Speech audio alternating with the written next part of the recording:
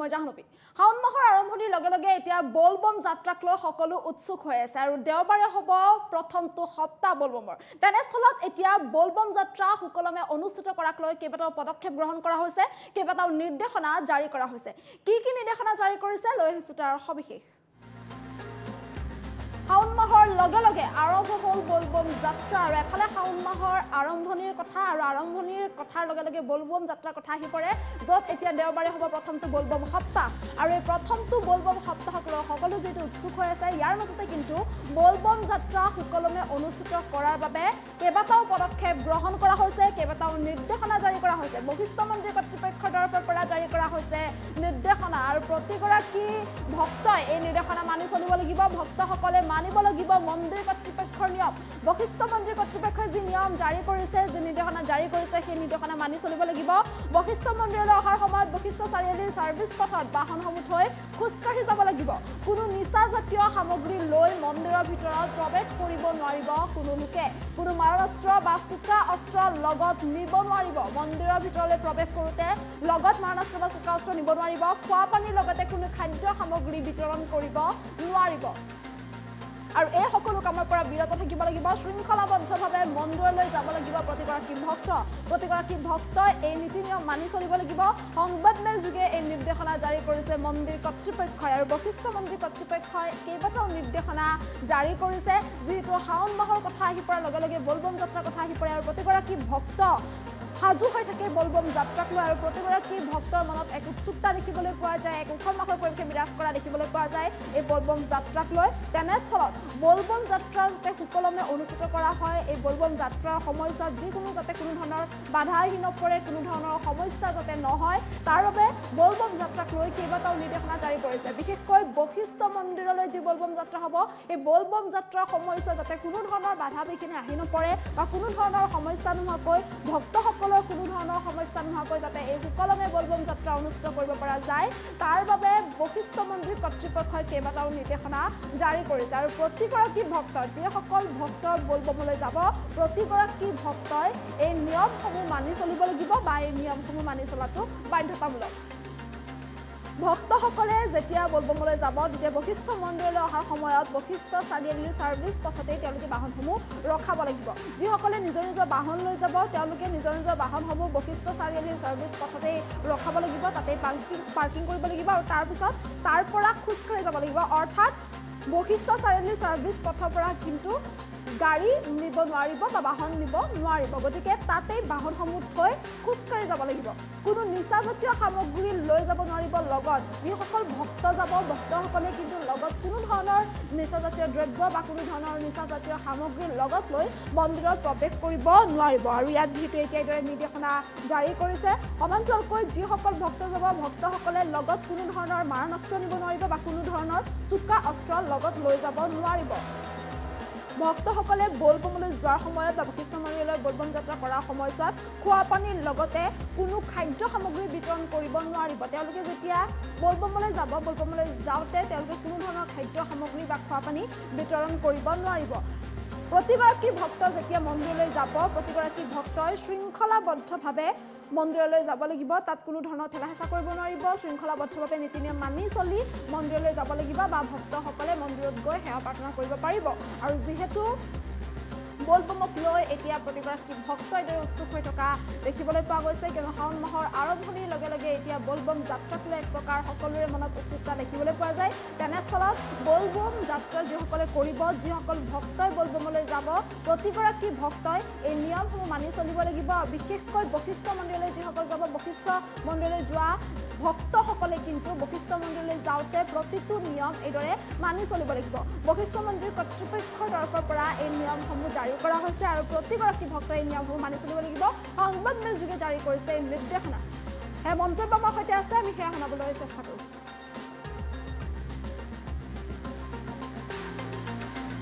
মানে চৰকাৰে প্ৰশাসনৰ নিয়ম মতে আমাক যিখিনি দিছে আমি ইয়াতে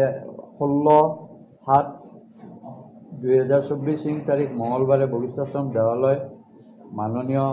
দিছপুৰ চক্ৰ বিষয়া মহোদয়ৰ সভাপতিত্বত অনুষ্ঠিত হোৱা উপস্থিত আৰক্ষী বিষয়া, পৌৰ নিগম বিষয়া, NDRF, বৃহত্তৰ বশিষ্ঠ যুৱ ঐক্য মঞ্চৰ বিষয়ববীয়া, লগতে বশিষ্ঠাশ্ৰম দেৱালয় পৰিচালনা সমিতি আৰু ৰাইজৰ মাজত হোৱা 21/7/2024 তাৰিখ ৰবিবাৰৰ পৰা 18/8/2021 তাৰিখৰ ৰবিবাৰলৈ প্ৰতি ৰবিবাৰে অনুষ্ঠিত হ'বলগীয়া শ্ৰাৱণ মেলা বলবম উৎসৱত ভক্তসকলৰ বাবে উল্লেখিত প্ৰস্তাৱকেইটা গ্ৰহণ কৰা হয়। প্ৰথম প্ৰস্তাৱ, বলবম উৎসৱলৈ অহা ভক্তই কোনো ধৰণৰ নিচাযুক্ত সামগ্ৰী যেনে মদ, ভাং, ড্ৰাগছ আদি সেৱন বা লগত লৈ আহিব নোৱাৰিব। 2 নম্বৰ, কোনো ভক্তই যদি ওপৰত উল্লেখিত নিচাযুক্ত সামগ্ৰী লৈ আহে, প্ৰশাসন আৰু স্বেচ্ছাসেৱকৰ দ্বাৰা বিভিন্ন ঠাইত হোৱা চেকিঙত ধৰা পৰিলে আইনগত ব্যৱস্থা গ্ৰহণ কৰা হ'ব। 3 নম্বৰ, বলবম উৎসৱলৈ অহা ভক্তসকলৰ 4চকীয়া,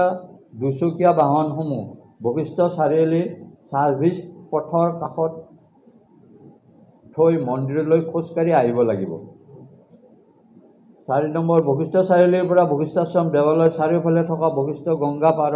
পাৰৰ লাইটসমূহ মেৰামতি কৰাৰ বাবে পৌৰ নিগমক দায়িত্ব দিয়া হয়। 5 নম্বৰ, বলবম উৎসৱলৈ অহা ভক্তসকলৰ লগতে কোনো ধৰণৰ ভক্তসকলে যাতে কোনো ধৰণৰ মৰণাস্ত্ৰ লগত লৈ নাহে তাৰ বাবে অনুৰোধ জনোৱা হ'ল। অন্যথা ধৰা পৰিলে বিহিত ব্যৱস্থা গ্ৰহণ কৰা হ'ব। 6 নম্বৰ, আন বছৰৰ দৰে এই বছৰো ঠায়ে ঠায়ে প্ৰশাসনৰ সহযোগত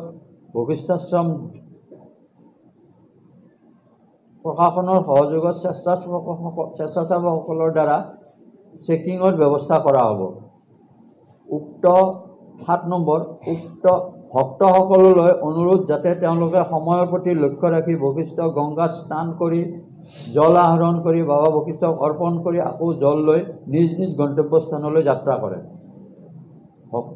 8 নম্বৰ, ভক্তসকললৈ বিনম্ৰ অনুৰোধ যাতে তেওঁলোকে মাৰ্জিত পোছাক